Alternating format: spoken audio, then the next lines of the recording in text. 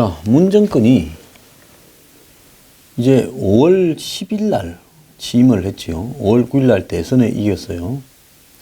그래서 이제 앞으로 한 보름만 지나면 취임 1주년이 됩니다. 자, 그 직전인 4월 27일 날 정상회담하고 또 미국과 북한의 정상회담을 앞둔 5월 10일 날 취임 1주년 기념식을 성대하게 그야말로 떠들썩하게 한번 할라 했겠지요. 할라 했겠지요라는 과거형으로 이야기하는 것은 떠들썩하게 취임식이 잘 되기는 좀 어렵다 이렇게 생각해서 제가 이야기를 하는 겁니다. 지지율이 드루킹에도 불구하고 올라갔는데 무슨 소리냐 이제 이렇게 이야기하는 사람들이 있을 겁니다. 남북 정상회담이나 뭐 이런 것들이 더 지지를 받아서 지지율이 올라간다. 또 어떤 사람은 이렇게 이야기해요. 문 대통령이 이전의 대통령하고 아주 다른 소탈한 행보를 하고 국민들과 소통을 해서 개별 정책에서는 잘하는 게 별로 없고 반대가 많아도 그래도 대통령 개인의 인기가 좋아서 지지율이 쉽게 안 떨어질 거다. 이렇게 말을 하는 사람도 있습니다. 멍 개 풀 뜯어먹는 소리를 하고 있습니까? 대통령의 지지율이라는 것은 국민들이 좀 추워지고 배고파지면 그냥 그때는 성질이 나서 확 돌아서는 겁니다. 아무리 좋은 영화를 보여준다 해도요. 추운 벌판에 한 두 끼 안 먹고 서서 그 영화를 벌판에 가운데 서서 한밤중에 본다고 한번 생각해 보세요. 영화가 재밌겠어요? 빨리 끝나고 따뜻한 데 가서 라면이라도 한 그릇 먹고 싶은 생각밖에 안 들지요. 그래서 쇼도요. 배가 좀 부를 때나 안 그러면 배가 고파지기 전에 쇼가 먹혀들지 배고프고 추우면 갈 길 멀고 해지고 하면 전부 성질 내면서 이제 언제 그러느냐 싶게 한마디로 호수물같이 잠잠하던 민심이라는 물결이요. 거센 파도가 되어가지고 아마 이렇게 들이닥칠 겁니다. 그 남극하고 아르헨티나 사이에 있는 해협 있지요. 그 마젤란이 지났다 그럽니까? 거기가 세계에서 가장 이 파도가 그친 해협이라고 하지 않습니까? 그런 해협 주머에 강도로 이 정권한테 파도가 머지않아서 들이닥칠 거예요. 자, 이 정권이 취임 1주년을 두고 지금 김기식이 그 전에 미국에까지 손을 써가지고 무슨 한미연구소의 문을 닫게 하고 어쩌고 할 때부터 좀 이상했어요. 그러다가 김기식이 문제 터지고 그러면서 연타로 드루킹까지 터졌습니다. 그러니까 정권이 절대 1대1로 만나주지 않던 홍준표 한국당 대표를 갑자기 1대1로 문재인 만나줬지 않았습니까? 그런데 만나주면 뭐합니까? 김기식은 그래 월요일날 화요일날 이제 쫓아냈다 치더라도 드루킹 사건이 일파만파로 더 커져 버렸으니 김기식을 쫓아낸 부분이 별로 의미도 없어지죠. 자, 그런데 이 정권이 진짜로 위험한 것은 제가 볼 때 경제 문제입니다. 이 정권은 자신들이 공약했던 경제개혁, 그것이 옳은 방향이라고 나는 안 봐요. 상당히 이념적이고 편향적인 방향인데 그걸 갖다가 끌고 가기 위한 법이나 제도적 개선을 미루고 있어요. 자, 그런 데다가 지금 망해가는 기업에 대한 구조조정도 미루고 있어요. 거기에 지금 노동자 세상이 되어가지고 노동개혁도 지금 포기해버렸어요. 이런 수준의 노동자의 임금이나 파워에 기업 운영을 하겠다고 한국에 들어올 외국 기업은 거의 없거니와 국내 대기업들도 도망가려면 전부 이렇게 기회가 있을 때 도망가자 이런 생각을 하고 있을 겁니다.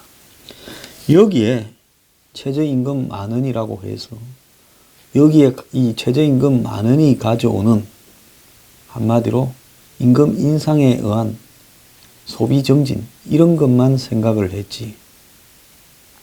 그래서 뭡니까? 소득 주도형 성장만 생각을 했지. 10,000원이 되었을 때 벌어질 일들을 생각을 안 한 거죠. 그래서 지금 한번 보세요. 맥도날드부터 KFC부터 식당 심지어 호텔 모든 업소에 지금 이 최저임금 10,000원의 데미지가 불어닥치고 있습니다. 그뿐입니까? 주 근로 52시간을 밀어붙인 바람에 지금 노동 현장에서 심각한 문제 제기들이 되고 있고 소득이 줄어들고 있다고 노동자들의 불만이 지금 넘쳐나고 있어요. 자기들이 계산을 할 때는 52시간만 일하고 그 다음에 지금 2교대 할 거를 3교대로 하게 하고 일자리를 나누고 이러면 일자리들이 늘어나지 않겠나. 이거는 책에 있는 이야기예요. 책에. 그런데 실제로 52시간을 일을 하라고 하면 노동자들부터 일자리를 나누기를 바래요. 자신들의 좌파 교과서에 있는 일자리 나누기라는 부분은 이론적으로는 그럴싸하지만은 전부 내 일자리나 내 소득이 줄어들지 않는 범위 내에서 일자리를 나누고 일자리를 나눈다는 것은 소득을 나눈다는 거죠. 내 수입이 줄어든다라는 전제에서는 이게 필요 없는 거죠. 그래서 아마 좀 있어 보세요. 노동자들이 들고 일어나서 52시간 근무제도를 규탄하기 시작을 할 겁니다. 내년에 지금 비정규직을 억지로 정규직 시켜놨어요. 자, 이거에 되면 정규직에서 주어지던 혜택을 이제 줄여야 돼. 기업은 노동자들한테 들어갈 파이를 전체적인 기업의 매출, 수입 중에서 정리를 합니다. 이건 은행에 이자 주고, 이거는 고정비로 나가고, 이거는 은행, 이 투자자한테 배당으로 나눠주고, 이거는 원가로 들어가고. 그러면 기업의 노동자에 대한 임금의 파이는 요만큼이다. 그래야 기업의 수익률이 4%, 5% 유지된다. 대한민국의 수익률 4%, 5% 제조업도 별로 없어요. 거의 한계 성상 0%, 1% 마이너스에 제일 많이 있을 거예요. 그러면 그 사람들이 비정규직을 채용해서 정규직으로 만들어주면 노동자에 들어갈 파이가 늘어나요. 우리가 피자판을 이렇게 됐을 때 노동자는 그 피자판에 2조각 갖고 가는데 그 3조각을 줘야 돼. 그러면 3조각을 주겠습니까? 기존에 정규직이 가져가던 1조각 반을 1조각만 가져가라고 하겠죠. 그러면 기존의 정규직들이 비정규직이 정규직 되는 데 대해서 이제 또 으쌰으쌰 할 겁니다. 그래서 곳곳에 지금 이런 경제와 관련된 근본적인 개혁이 되지 않고 있다는 거예요. 그리고 이 정권이 위에 사람 몇 사람이 돌리다 보니까 경제 구조 이런 심각한 문제에 대해서 근본적인 해결을 하려고 하는 사람 아무도 없어요. 이거 했다가 그냥 정권 보고 지지율 떨어지는 짓거리를 왜 하냐고 욕 처먹기 십상인데 내가 왜 하냐. 그 대표적인 게 부동산입니다. 이 정권 보고 지금 부동산 잘하냐고 개별 정책으로 물으면 잘 못한다는 게 많다는 거예요. 왜? 집값 올라가고 난리가 났으니까 싫어하겠죠. 없는 사람이 많지요. 숫자로 보면. 선거하기에는 없는 사람이 훨씬 많아요. 그래서 초반에 이 정권이 큰 소리를 치고 어쩌고 했지만은 집값은 올릴 대로 다 올려놨어요. 자, 이 속에서 이 정권이 뒤늦게 이제 각종 세금이나 규제, 대출 제한으로 이걸 쪼은다니까. 한마디로 집 때문에 돈 좀 벌어보겠다고 여기 뛰어들었던 사람들조차도 지금 욕을 하고, 집값이 올라가서 내가 집 사기는 걸렸다고 생각하는 사람도 욕을 하고, 다 욕을 하는 쌍방이. 투기꾼도 욕을 하고, 집을 살라고 했던 사람도 욕을 하고. 그래서 지금 주택 문제에 대한 이 정책에 대해서도 여론이 아주 안 좋아요. 그것뿐입니까? 문재인 케어 다 해줄 것 같았는데 보니 이것 빠지고 저것 빠지고 나중에 보험료만 올라가게 생겼고, 그러면서 이 사람들이 낙하산 보니까 낙하산 중에 제일 썩은 낙하산이 김기식이었다. 내로남불이지. 과거 정권 낙하산을 그렇게 뭐라 하더만은 저거는 온 사방에 낙하산을 꼽는데 곳곳에 썩은 놈들이 넘쳐난다. 엊그제 보면 복지부의 과장 하나를 갖다가 쫓아내려고 그랬는지 모르지만은 문 정권의 실세 중앙의료원장이 무릎을 꿇어버렸어요. 앞으로 미운 놈 쫓아낼 때는 그런 게 제일 좋을 것 같아요. 쇼를 하는 게. 4번을 앞에서 무릎을 꿇고. 그리고 그 다음에 또 며칠 뒤에 술자리에서 털어버리거든요. 그래서 대기 발령을 받았다는 거 아닙니까? 그래서 지금 블랙리스트도 이 정권이 더하면 더하지 덜하지도 않고 여론 조작도 더하면 더하지 덜하지도 않습니다. 그 다음에 이 탈원전, 그냥 가만히 있으면 될 일을 탈원전 한다고 집권하면서부터 떠들었어요. 아마 대통령 선거를 할 때부터 된다고 생각하고 어디서 크게 좀 뽑아 먹으려고 각이 짜여졌던 것 같다. 거기에 따라 가지고 지금 무슨 산업통상부 장관도 정해지고 이렇게 다 했던 것 같다. 그러면서 태양광으로 가면서 아마 이 정권이 나중에 망할 때는 태양광 비리로 줄줄이 사탕으로 한 개 한 대대 정도가 깜빵에 갈 수도 있을 거라고요. 그래서 지금 곳곳에 어지러운데 이 정권은 딱 몇 가지만 갖고 가고 있어요. 적폐청산, 베를린 선언이라 해가지고 종전선언하고 평화협정 먹었어. 북한하고 적당히 지내자. 그리고 미국은 적당히 드러내자. 그리고 개헌. 그리고 각종 개혁이라고 부르는 것들. 개혁은 이미 좌절됐어요. 개헌도 좌절됐어요. 적폐청산은 이제 저거가 적폐청산의 대가를, 적폐청산을 하던 사람들이 적폐가 되어서 이제 대가를 치러야 될 순간입니다. 자, 평화협정 한번 해보세요. 이번에 4월 27일 날 끝나고 난 뒤에 국민들이 열화 같은 박수를 치느냐.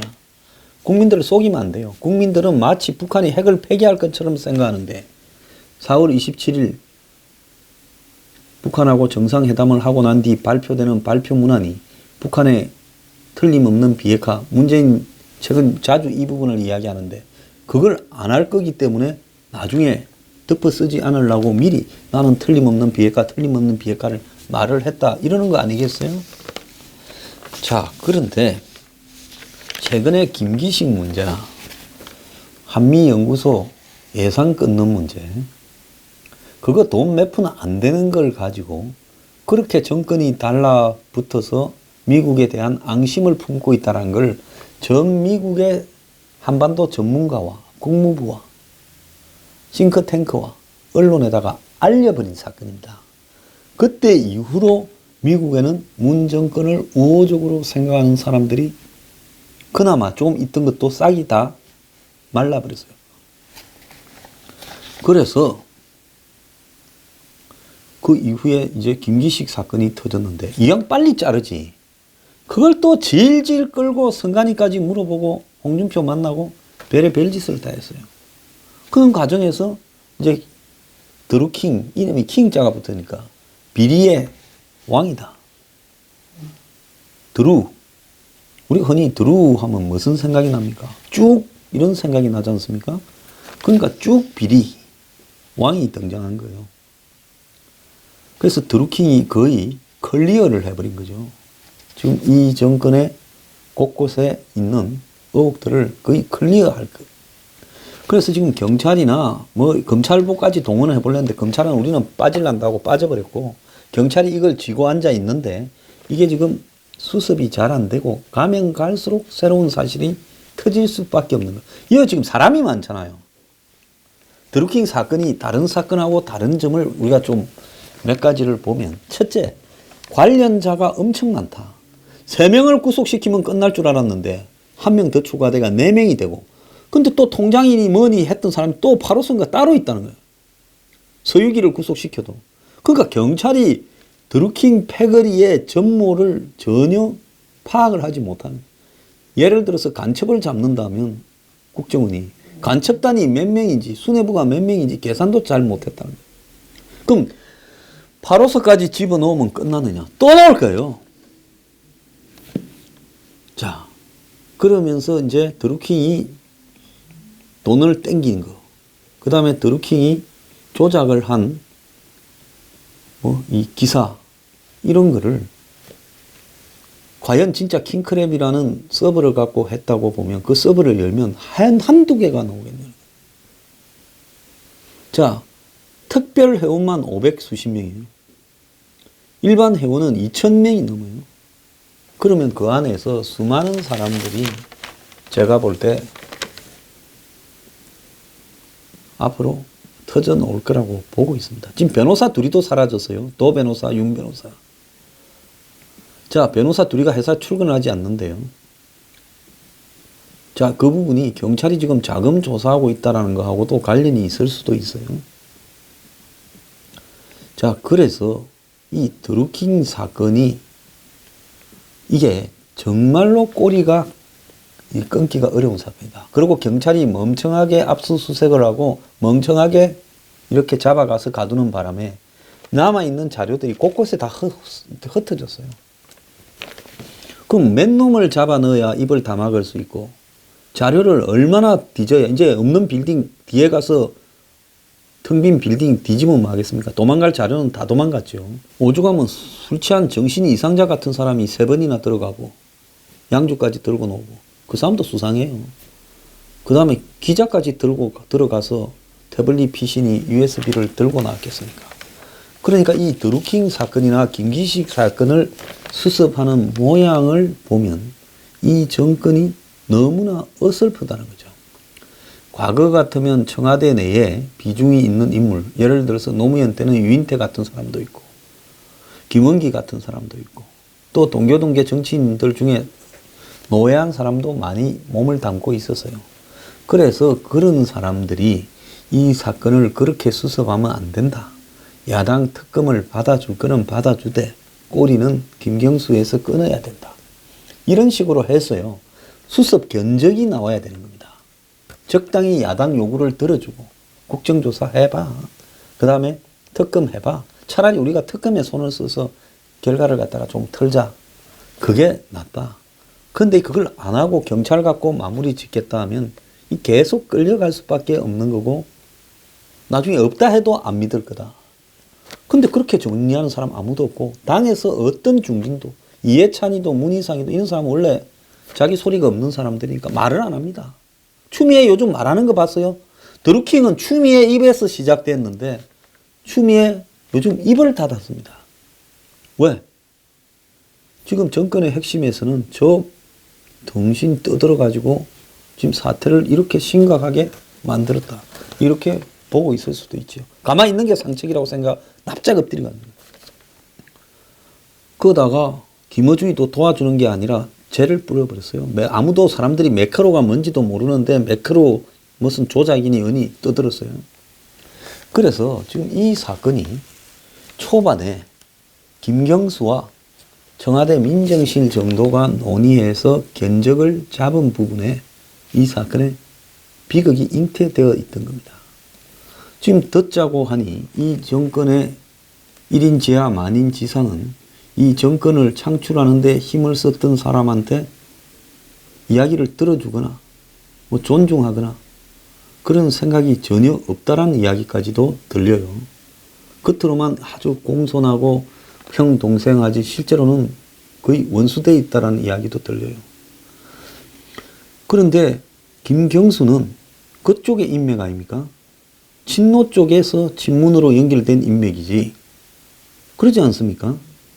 그런데 김경수가 이걸 수습을 못하고 남들은 실세라고 생각하는 김경수가 이걸 터져버린 부분에서 저 사람 관상이나 이렇게 하는 걸 가만히 보면 한마디로 실무자였다가 어느 순간에 노무현 비서관이라는 상징성을 가지고 정치적으로 컸지 정치적으로 크게 재능이 있거나 노예하거나 노련한 사람은 아니라고 봐요.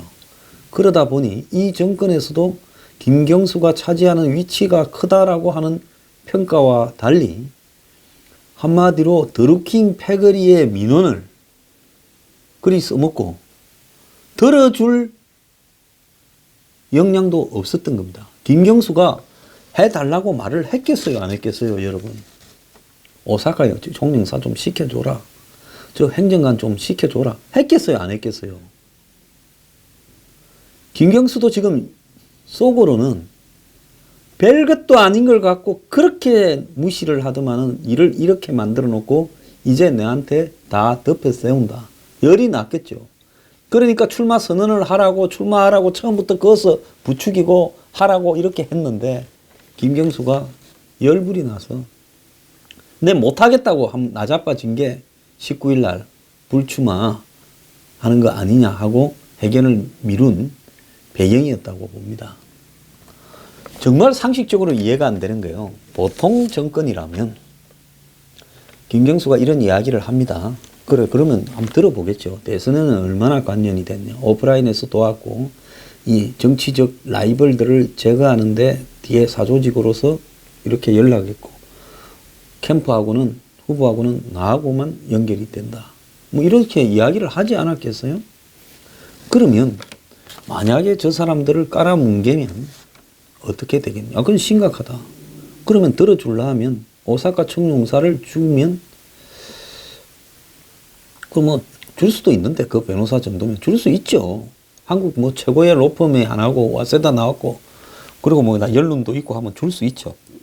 그리고 윤 변호사 행정관 줄 수도 있어요. 민정수석실에. 드루킹은 변호사 둘이를 양쪽에 박아서 자기 실력을 과시하려고 했겠죠. 그리고 뭐 변호사와 드루킹 사이에는 뭐가 더 엮인 관계가 있는지 또 그 두 사람이 그 조직 운영을 또 어떻게 도왔는지는 좀 있으면 또 터져 나올 거예요.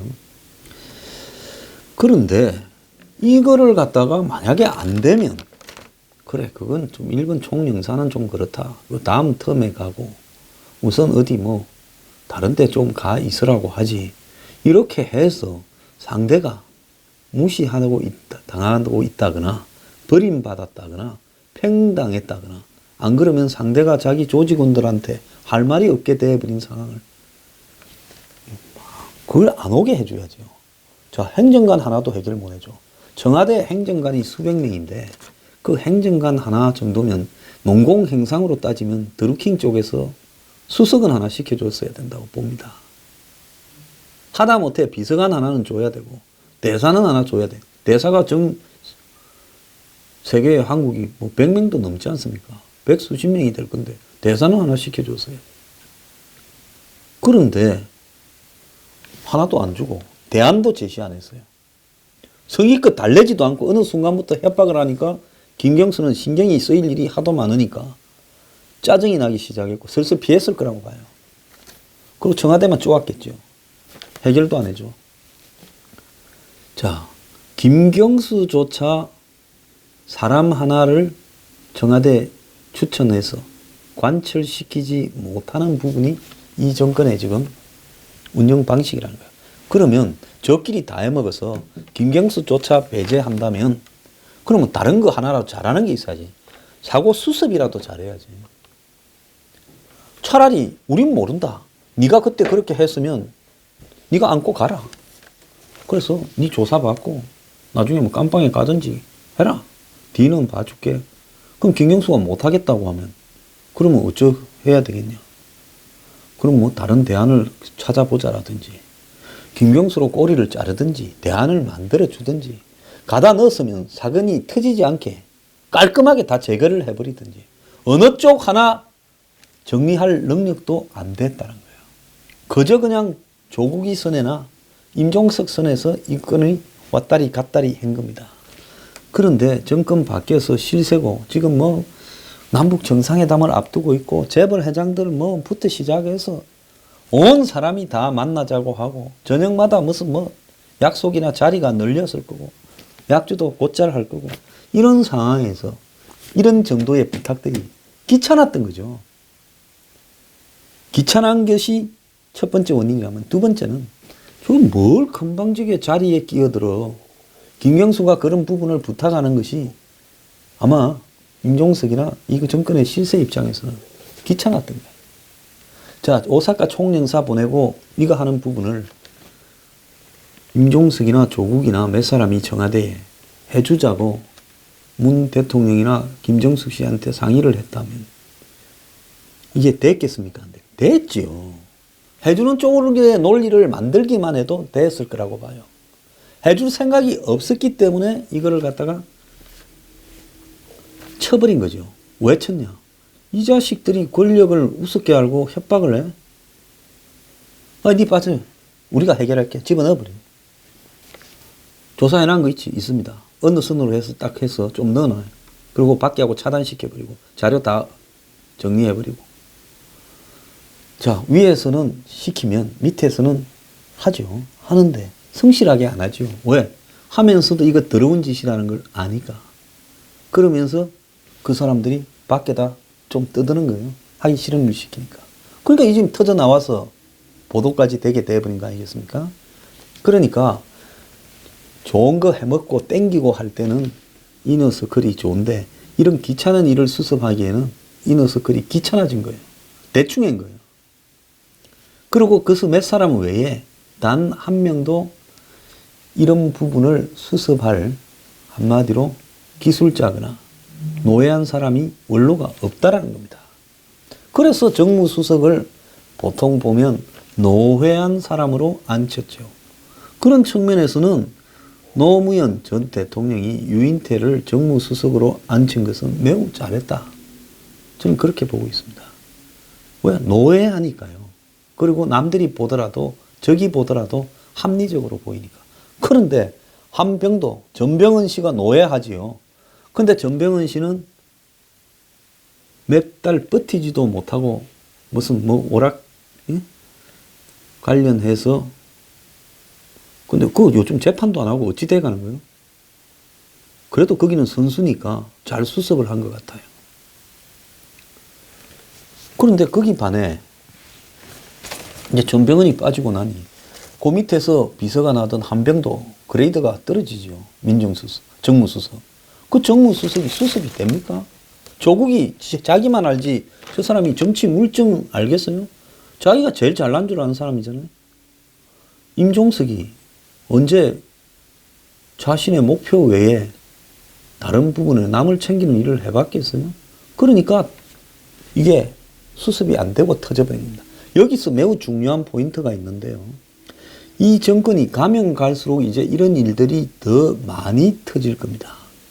제가 박근혜 전 정권이나 이명박 전 정권을 보고 이명박 전 정권은 자기 대해서는 틀어막는 거는 잘했는데 무리하게 틀어막아서 저게 나중에 뒷감당을 정말 제대로 할까? 아니 워낙 선수니까 알아서 했겠지 생각했는데 뭐 별 힘도 못 쓰고 잡혀가더만요. 한 방 붙을 줄 알았는데 박근혜 전 대통령 같은 경우에는 그래서 무슨 우병우 시켜서 초반에 틀어 막을 때는 세게 잘 미는 것 같으니만 한번 무너지니까 그냥 다 도망가버리는 상황으로 밀려버리더라고요. 근데 이 정권이 과연 박근혜 정권보다도 이런 권력 핵심이 수습 능력이 좋은가? 제가 볼 때 더 안 좋은 것 같아요. 잘 나갈 때 춤추는 일은 쇼통하는 일은 다 합니다. 타이밍이처럼 잘 나갈 때 거기 기름칠 해가지고 더 잘 나가도록 하는 행동은 누구나 다 할 수 있어요. 문제는 뭔가 하면 위기가 왔을 때 그걸 수습하는 일은 그건 차원이 다른 문제라는 거죠. 그래서 이 정권 제가 볼 때 지금 종말이 다가오는데 그 종말의 날에는 지금 어지러워 놓은 정책들도 수습이 안 돼서 경제는 점점 한계 상황으로 가서 이것저것 터져날 거고 자 그러면 춥고 배고파서 짜증난 국민들이 이 정권의 스캔들이 여기저기서 터지면 이제 그때는 참지 못하고 너네들 물러나라고 이렇게 하게 될 겁니다. 그런데 이쯤 되면 선수를 바꿔야지요. 절대 안 바꿉니다. 제가 옛날 박 전 대통령한테 그 3인방 다 빼라. 정윤회고 뭐고 다 들내라. 절대 안 바꾸더라고요. 텔레비 나와서 내가 몇 번이야. 오히려 찍혔지요. 제가 종편 십상시가 되지 않았습니까? 마찬가지로 이 사람들요. 절대 안 바꿉니다. 밀고 갈 때까지 가볼 거예요. 여기서 밀려나면 나중에 깜빵 간다 생각할 거예요. 그렇게 해서 다 망해가는 겁니다. 항상 남의 불행이 나의 일종의 미래를 보여주는 거울이다 생각해야 되는데 그리 적폐청산 할 줄만 알았지 그 적폐청산 당하는 사람을 보면서 교훈은 얻지 못한 것 같아요.